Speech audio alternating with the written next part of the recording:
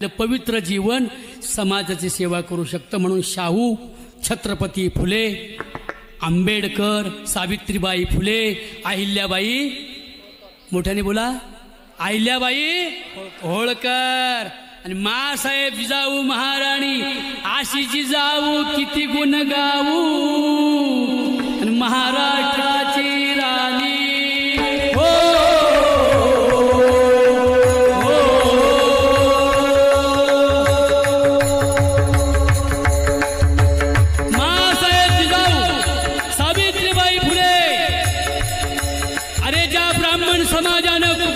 कुटुंब बरखास्त केली त्या एका विधवा ब्राह्मण पुरीचा पोरगा दत्तक घेणारी सावित्रीबाई फुले आहे।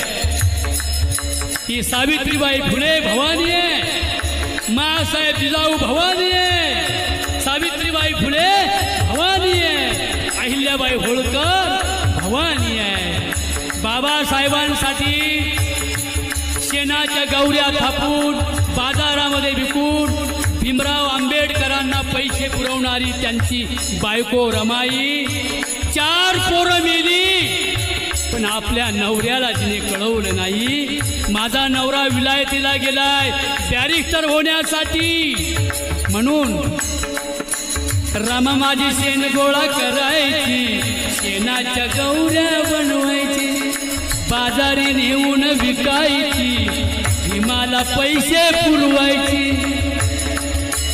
लक्ष्मी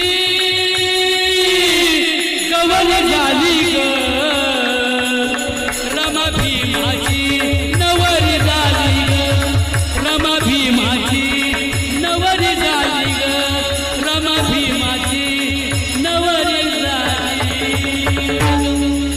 आपल्या सर्वांना शिरसाष्टांग दंडवत करून आपण सर्व महिलांनो आपल्या मुलींना शिकवा। मुलीच्या जन्माचं 1-2 मिनटं घेतो।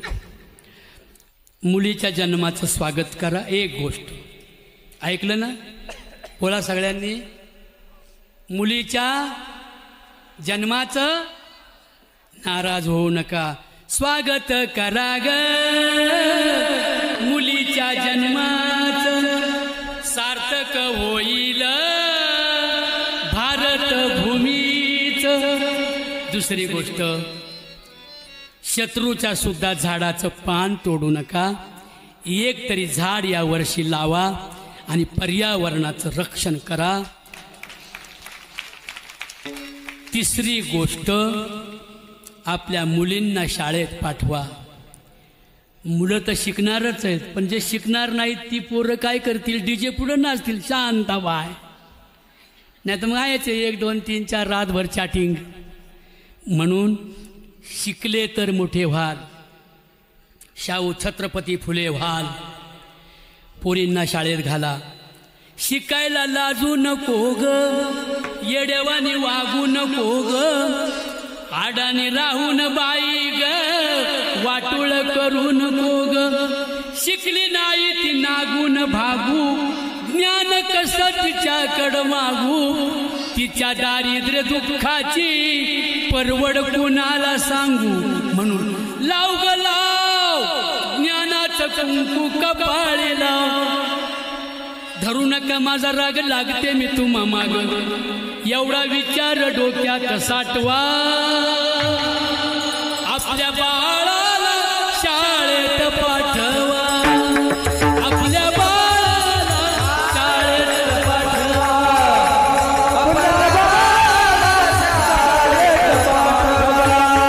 आपल्या बाळाला शाळेत पाठवा।